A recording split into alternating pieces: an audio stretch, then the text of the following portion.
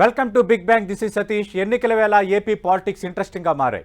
Election code కారణంగా DBT పథకాలు నిలిచిపోగా వాటి అమలు కోసం ఏపీ సర్కార్ ఈసీని అనుమతి కోరింది. 5 ఏళ్లుగా అమలు చేస్తున్న పథకాలకు క్లియరెన్స్ ఇవ్వాలని లేఖ రాసింది. లబ్ధిదారులకు అన్యాయం జరుగుతుందని లేఖలో పేర్కొంది. ఇప్పటికే వైఎస్ఆర్ ఆసరా, విద్యాదీవెన పథకాలు చెల్లింపులు కొలిక్కి వచ్చాయని, ఇన్పుట్ సబ్సిడీ, చేయూత, ఈబీసీ నేస్తం చెల్లింపుల అనుమతి కోసం ఎదురు చూస్తున్నారని ఏపీ సర్కార్ ఈసీకి తెలిపింది. మరోవైపు స్కీములపై ఈసీ అనుమతి నిరాకరణ నిర్ణయం వెనుక టీడీపీ పాత్ర ఉందని వైసీపీ ఆరోపిస్తోంది. ప్రస్తుతం వైసీపీ లేఖపై ఈసీ ఏ నిర్ణయం తీసుకుంటుందోనన్న ఉత్కంఠ నెలకొంది. పథకాలపై సర్కారు లేఖ, టీడీపీ కుట్రకోణం ఆరోపణల వంటి అంశాలపై బిగ్ బ్యాంగ్ డిబేట్లో మాట్లాడబోతున్నాం. చర్చలో పాల్గొంటున్నారు వైఎస్ఆర్ కాంగ్రెస్ పార్టీ జాతీయ అధికార ప్రతినిధి రవిచంద్రారెడ్డి గారు, అలాగే తెలుగుదేశం పార్టీ నుంచి ఆ పార్టీ అధికార ప్రతినిధి విద్యాసాగర్ గారు మరికాసేపట్లో డిబేట్లో జాయిన్ కాబోతున్నారు. రవిచంద్రారెడ్డి గారు, ఒక రకంగా ఇది టఫ్ టైమే. ఎందుకంటే ఎన్నికల కోడ్ వచ్చిన నేపథ్యంలో డీబీటీ పథకాలకు ఈసీ బ్రేక్ వేయటం, అనుమతి నిరాకరించకపోవటం, ఒకవేళ పథకాల ద్వారా నగదు బదిలీ జరగకపోతే ఖచ్చితంగా లబ్ధిదారులు ప్రభుత్వం వైపు చూసే వాతావరణం. మీరైతే ఈసీకి లేఖ రాశారు, ఏం జరగబోతుంది, మీ అంచనా ఏంటి? నమస్కారం సతీష్ గారు, మీకు విద్యాసాగర్ గారికి అలాగే 10 టీవీ ప్రేక్షకులందరూ నమస్కారం. నమస్తే సార్. సో ఏదైతే నడుస్తున్న పథకాలకు నడుస్తున్న ఎగ్జిస్టెన్స్ లో ఉన్న ఈ పథకాలకి ఈసీ ఆమోదం తెలపకపోవడం కొంచెం బాధాకరం. కానీ ఆ విధంగా కానీ కంక్లూజివ్ గా చెప్తే మొన్నటికి మొన్న కోడ్ అమల్లో ఉన్న ఏదైతే వాలంటీర్లకు సంబంధించి అబ్జెక్షన్ పెట్టిన తర్వాత, చంద్రబాబు నాయుడు రాక్షసానందం పొందిన తర్వాత ఈ 1వ తేదీ కూడా బ్యాంకులకి ట్రాన్స్ఫర్ అయినాయి. వృద్ధులకి 74% మందికి బ్యాంకులకి అకౌంట్లకి ట్రాన్స్ఫర్ అయినాయి అమౌంట్ ఏదైతే ఉందో పెన్షన్ అమౌంట్.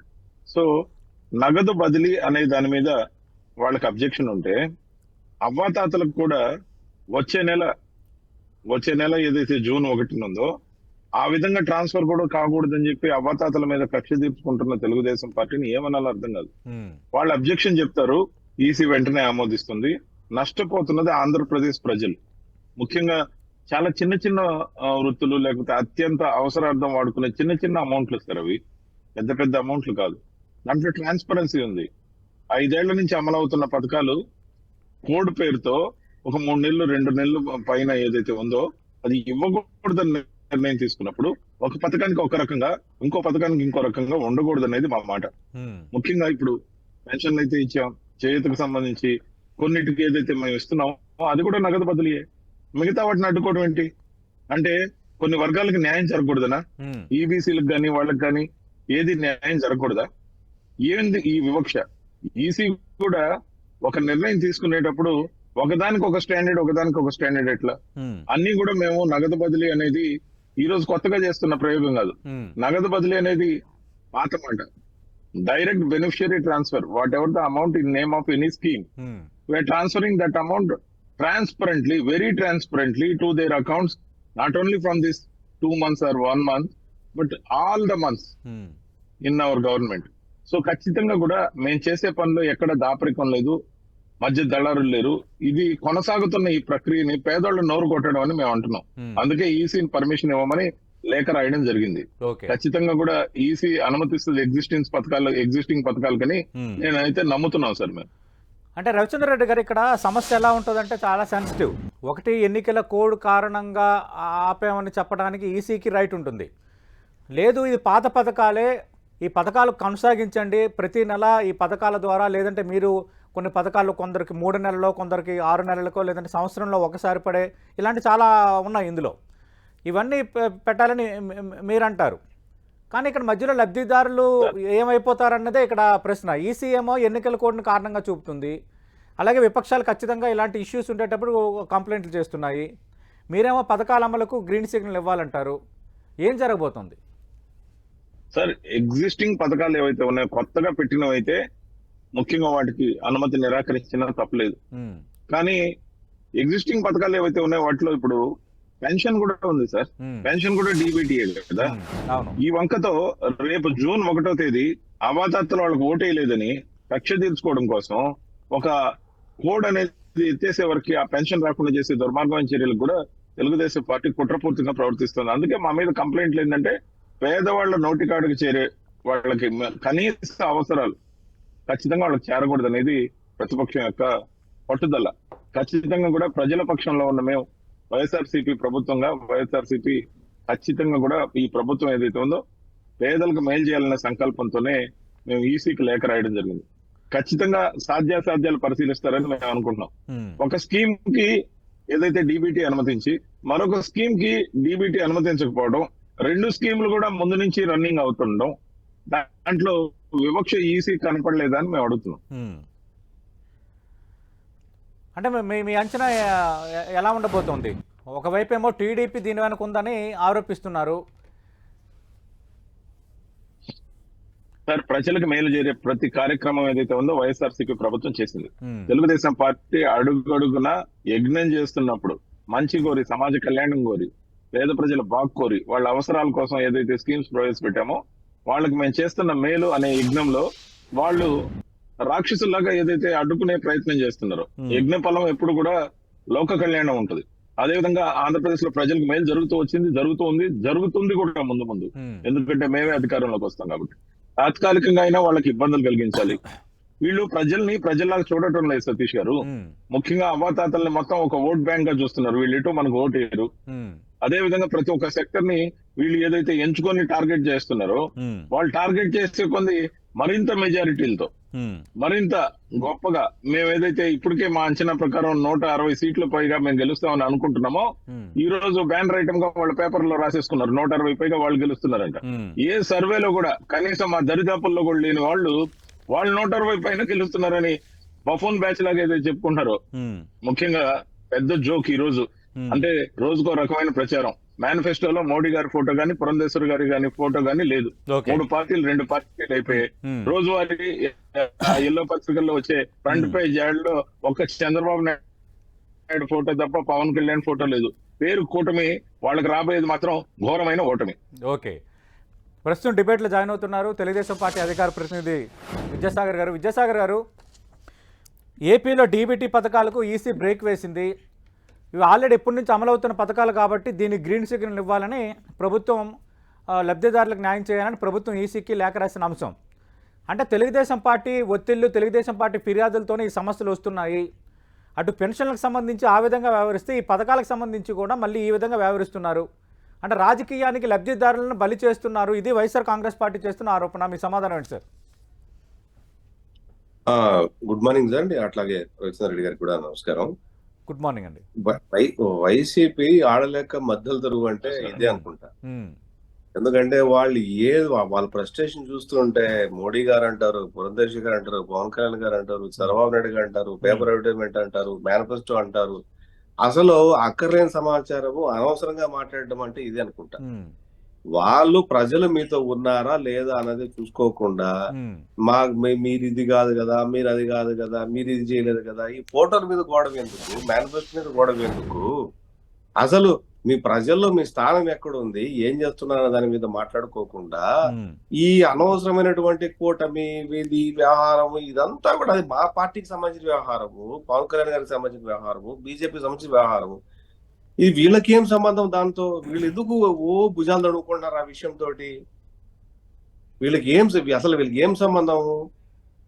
ప్రధానమంత్రి మోడీ గారు ఒక ప్రైవేట్ ఛానల్ కి ఇచ్చినటువంటి ఒక 13 నిమిషాల ఇంటర్వ్యూలో, అది తెలుగు మీడియా నెట్వర్క్ చేసింది. అది ఒక 2 రోజుల క్రితం. అది ఆ టీవీ ఛానల్ డిబేట్ లో ఇంటర్వ్యూలో చాలా కేటగారికల్ గా చంద్రబాబు నాయుడు గారి గురించి, తెలంగాణ గురించి, ఆంధ్రప్రదేశ్ గురించి, ప్రత్యేక హోదా గురించి, ఇంకోటి వీటి గురించి చాలా క్లియర్ గా చెప్పిన తర్వాత, మా విధానం ఇది చెప్పిన తర్వాత కూడా, అది బహుళ ప్రాచుర్యంలోకి వచ్చిన తర్వాత కూడా, కొన్ని లక్షల మంది దాన్ని చూసిన తర్వాత కూడా వీళ్ళు కంటి శోష ఏందో ఎవరికి అర్థం కావటం లేదు. ఎందుకు వీళ్ళు ఈ రకంగా మాట్లాడుతున్నారు, ఎందుకు ఈ రకంగా ఇబ్బంది పడిపోతున్నారు అంటే ఒకటి కారణం ఏంటంటే వీళ్ళు కనీ విని ఎరుగని ఓటమి చూడబోతున్నారు.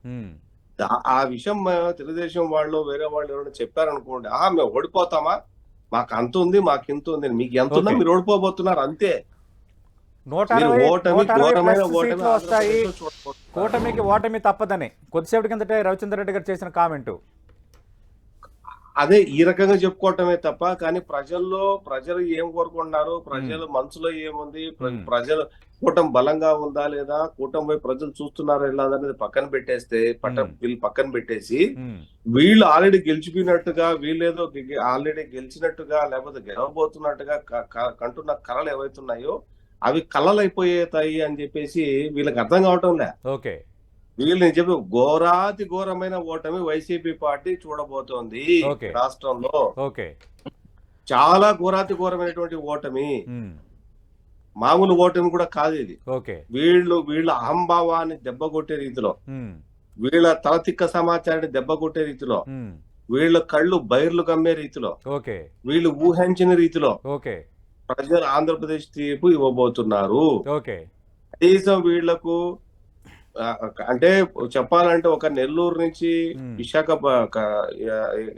శ్రీకాకుళం వరకు not even 13 seats, okay, not even 13 సీట్లు వచ్చే పరిస్థితి లేదు నెల్లూరు నుంచి శ్రీకాకుళం వరకు. Right, right.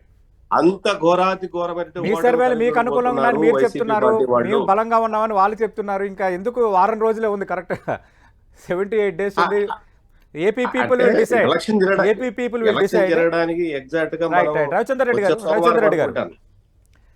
రెడ్డి గారు ప్రతిదానికి టీడీపీ మీద ఆరోపణలు చేయటం, బీజేపీ మీద ఆరోపణలు చేయటం, పవన్ కళ్యాణ్ మీద ఆరోపణలు చేయటం సహజం అయిపోయింది వైఎస్ఆర్ కాంగ్రెస్ పార్టీకి.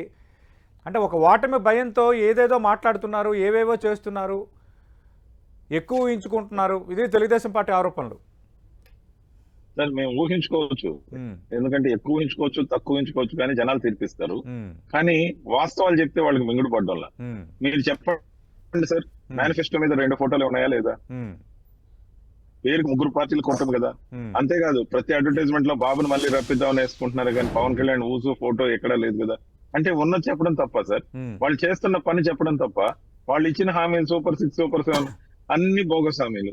ముఖ్యంగా గతంలో 650 హామీలు ఇచ్చి ఒక్క హామీ అమలు చేయాల. అంతేకాకు కలలు కనొచ్చు విద్యాసాగర్ గారు, కానీ పగటి కళలు గండం పరమ దారుణంగా ఓటమి ఎదుర్కోవడం అనేది వాళ్ళకి ఖచ్చితంగా ఫ్యాషన్. ముఖ్యంగా ఏప్రిల్ 13న జగన్మోహన్ రెడ్డి గారి మీద దాడి చేసిన రోజు నిర్ణయమైంది వాళ్ళ ఫలితాల సంఖ్య. ముఖ్యంగా మే 13న పోలింగ్ ఉంది, జూన్ 4వ తేదీన వాళ్ళకి కూటమి మొత్తానికి కలిపి 13 సీట్లు ఇస్తారు. ఖచ్చితం ఇది. కాబట్టి డబుల్ డిజిట్ లో కూడా రాని తెలుగుదేశం పార్టీని ఖచ్చితంగా బీజేపీ పార్టీ విలీనం చేసుకోబోతుంది. పొత్తు పేరుతో వచ్చింది, విలీనం చేసుకుంటుంది ఆ 2 పార్టీలు. మీరు చూస్తారు ఎందుకు, ఇప్పుడు జూన్ 4 తర్వాత ఖచ్చితంగా ఆ రోజు మధ్యాహ్నానికి టీడీపీ అనే పార్టీ తూర్పు తిరిగి దండం పెడుతుంది. దీంతో ఎటువంటి సందేహం లేదు సార్. మేము చేసిన పనులు చెప్పుకోవడానికి ఒక 45 minutes స్పీచ్ ఉంటే జగన్మోహన్ రెడ్డి గారిది, దాంట్లో 40 minutes మేము చేసిన ప్రగతి గురించి చెప్పి 5 నిమిషాల పాటు వాళ్ళు మమ్మల్ని ఏదైతే విమర్శిస్తారో వాటిని తిప్పికొట్టేదానికి మేము విమర్శలు చేస్తున్నాం. మేము విమర్శలతో పబ్బం గడుపుకోవట్లే. సంక్షేమం అందించే ముఖ్యమంత్రిని సైకో అన్నప్పుడే వాళ్ళ బతుకు బస్ స్టాండ్ అయిపోయింది సార్.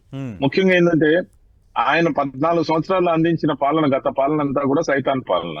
చంద్రబాబు నాయుడు అలాంటి పాలన చేశాడు కాబట్టి ఏం చేశాడో ఆ 14 ఏళ్లలో ఒక 2-3 పథకాలు చెప్పవా అంటే హైదరాబాద్ కట్టాయంటాడు. హైదరాబాద్ కట్టేది ఏంటి సార్? అదేమైనా బిల్డింగా? ఏం సార్ ఈ జోకులు ఏంటి? సునామీని కంట్రోల్ చేయడం ఏంటి? కోవిడ్ రాకుండా ఆపేయడం ఏంటి?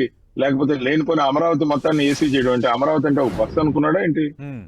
ఈ విచిత్రమైన వాదన, చంద్రబాబు నాయుడు గారి మానసిక పరిస్థితి, ఫ్రస్ట్రేషన్ పీక్ పోయి ఎదురుగా ఉన్న జనాలు ఓటేయరని ఆయన పల్స్ గమనించి ఇప్పటికిప్పుడు నిన్ను చంపేస్తే నీకు దిక్కేవరని చెప్పి చంద్రబాబు నాయుడు లాంటి వ్యక్తి జగన్మోహన్ రెడ్డి గారిని ఉద్దేశించి అంటున్నాడంటే జనాలకు ఏదైనా మేలు గురించి చెప్పాలి. జనాలను రెచ్చగొట్టి జనాల ముందు, ముఖ్యంగా పవన్ కళ్యాణ్ గాని, పవన్ కళ్యాణ్ మాట్లాడేదానికి ఏమన్నా పసందా సార్? ఆయన నేను ఎందుకు తగ్గానంటే మీరు ఈసీకి కూడా ఫిర్యాదు చేశారు. ఓకే, రాజకీయంగా మీ 2 పార్టీల మీద అది నడుస్తుంది. విద్యాసాగర్ గారు, ఇక్కడ ఓకే ఇదంతా ఒక ఎత్తు అయితే, ఇక్కడ డీబీటీ పథకాలు అంటే ప్రస్తుతం అమలవుతున్న కొన్ని పథకాలకు సంబంధించి ఈసీ బ్రేక్ వేసింది, అనుమతి ఇవ్వాలని ప్రభుత్వం కోరుతుంది. అంటే టీడీపీ ఫిర్యాదుల ఒత్తిళ్ల కారణంగానే ఇలా జరుగుతుంది అన్నది వైసీపీ చేస్తున్న ప్రధాన ఆరోపణ. ఫైనల్గా మీ రాజకీయంలో లబ్ధిదారులు బలైపోవాలా? లబ్ధిదారులు కొన్ని పథకాల కింద రావాల్సిన మొత్తం ఆగిపోవాలా?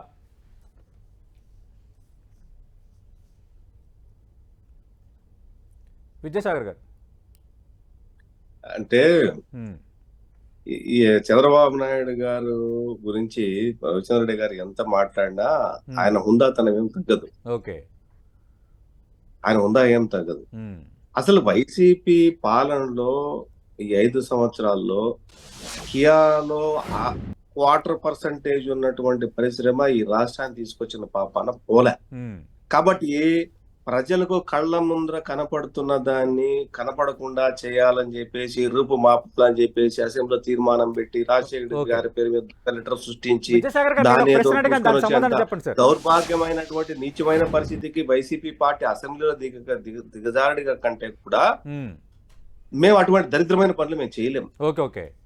మేము తెలుగుదేశం పార్టీ దరిద్రమైన పనులు చేయలేము. విద్యాసాగర్ గారు, నేను ఈ డీబీటీ పథకాలకు దానికి మీరే కారణం వైసీపీ ఆరోపణలకు మీ సమాధానం ఏంటి సార్? ఏదండి డీబీటీ పథకాలకు ఈసీ బ్రేక్ వేసింది, కొన్ని పథకాలకు రావాల్సిన నగదు బదిలీ ఆగిపోయింది, తెలుగుదేశం పార్టీ ఫిర్యాదు, తెలుగుదేశం పార్టీ ఒత్తిళ్ల కారణంగా ఇది ఆగిపోయిందని ఈసీకి లేఖ రాసింది, రాజకీయంగా వైఎస్ఆర్ కాంగ్రెస్ పార్టీ ఆరోపిస్తోంది. వైఎస్ఆర్ కాంగ్రెస్ పార్టీ టీడీపీ రాజకీయం ఎలాగైనా వెళ్ళొచ్చు, ఫైనల్ గా లబ్ధిదారులను బలి చేస్తారా? No, that is not correct. What you were asked, that is not correct. ఎందుకంటే దేశంలో ఇది ఒక ఆంధ్రప్రదేశ్ కే వర్తించే సూత్రం. ఎలక్షన్ కమిషన్ ఆఫ్ ఇండియా దేశంలో ప్రతి 5 సంవత్సరాలకు ఒకసారి జరిగే ప్రక్రియ ఇదంతా కూడా. అంటే ఎలక్షన్స్ ని ఇంపాక్ట్ చేయకూడదు, ఓటర్ ఇంపాక్ట్ చేయకూడదు అనే ఉద్దేశంతో కొన్ని పథకాల మీద ఎలక్షన్ కమిషన్ ఆఫ్ ఇండియా ఒక ఆంధ్రప్రదేశ్ లోనే కాదు మొత్తం దేశంలో వాళ్ళకు ఉన్నటువంటి దీన్ని బట్టి వాటిని ఖచ్చితంగా స్టాప్ చేసే అవకాశం ఉంది. లాస్ట్ మనం తెలంగాణలో కూడా చూసాం, లాస్ట్ 6 months బ్యాకే చూసాం. కొన్ని పథకాలు లాస్ట్ మినిట్ లో ఆఫ్ చేశారు. దాని మీద కాంగ్రెస్ పార్టీ బీఆర్ఎస్ పార్టీ గగ్గోలు పెట్టేసి ఇదంతా కాంగ్రెస్ పార్టీ చేసింది అని చెప్పేసి ప్రచారం చేసుకున్నారు. దాని మీద అడ్వర్టైజ్మెంట్లు కూడా తయారు చేసుకున్నారు ఆయన. కానీ ఏమైంది, కాంగ్రెస్ పార్టీనే అధికారంలోకి వచ్చింది. వీళ్ళెంత గగ్గోలు పెట్టినా ఏది కాదు, చచ్చేది కాదు. ప్రజలు ఆల్రెడీ డిసైడ్ అయ్యారు. డిసైడ్ అయినటువంటి వాటి మీద మళ్ళీ ప్రత్యేకమైన డిస్కషన్ అవసరమే లేదు. 6 సూపర్ 6 పథకాలు, చంద్రబాబు నాయుడు ఫోటో, లేకపోతే మోడీ గారు, పవన్ కళ్యాణ్ గారు, చంద్రబాబు నాయుడు గారు కలిసి ఉన్న ఫోటో, ఈ ఫోటోల మీద ప్రజలకు అభ్యంతరం వైసీపీ పార్టీకి ఎందుకు వచ్చిందో నాకు అర్థం కావడం లేదు. అంటే ఈ ఫోటోల గురించి ఇంత తక్కువ స్థాయిలో ఆలోచిస్తారని చెప్పి వైసీపీ పార్టీ అనుకోవట్లేదు. కానీ ఈ రోజు నేను ఈ రకంగా మాట్లాడుతుంటే నాకు ఆశ్చర్యకరంగా ఉంది. ఫోటోల గురించి కూడా మాట్లాడుకునే పరిస్థితి వీళ్ళది. అంటే పథకాల గురించి కాదు, అభివృద్ధి గురించి కాదు, సంక్షేమం గురించి కాదు, ఓటర్ల గురించి కాదు, అభివృద్ధి లేకపోతే ప్రజలకు ఏం చేస్తామనేది కాదు. మేము ఇంత డబ్బులు వేసి 2,67,000 కోట్లు వేసి 2,67,000 కోట్లు వేసామని చెప్పి చెప్పుకోవడం తప్ప అంతకుమించి చేసింది ఏమీ లేదు. వీళ్ళేడా అదే సంక్షేమ పథకాలు ఇప్పటి నుంచి కాదు, అంతకుముందు తెలుగుదేశం ప్రభుత్వం, అంతకుముందున్నటువంటి రాజశేఖర గారు, తర్వాత రోషయ్య గారు, తర్వాత కిరణ్ కుమార్ రెడ్డి గారు, అంతకుముందు చంద్రబాబు నాయుడు గారు, ప్రతి ఒక్కరు సంక్షేమ పథకాల కోసం ఖర్చు పెట్టిందే. అది ఏ రోజు మేము ఇంత పెట్టాం అని చెప్పేసి ఏ రోజు అంకెలతో సహా చెప్పుకున్న పాపాన పోలేదు. కానీ ఈ ఒక్క వైసీపీ ప్రభుత్వంలోనే మేము ఇంత పెట్టాము, ఇంత డబ్బులు ఇచ్చాము అని చెప్పి చెప్పుకోవటం. సంక్షేమం అనేది నిరంతరమైనటువంటి, ఈ రోజు ఎవరున్నా ఎవరు లేకపోయినా, ఏ రాష్ట్ర ముఖ్యమంత్రి అయినా, ఏ రాష్ట్ర ముఖ్యమంత్రి ఏ చైర్ లో కూర్చున్నా కూడా ఆ సంక్షేమం కోసం ఖర్చు పెడతారు. నేను ఒక్కడనే ఖర్చు పెట్టాను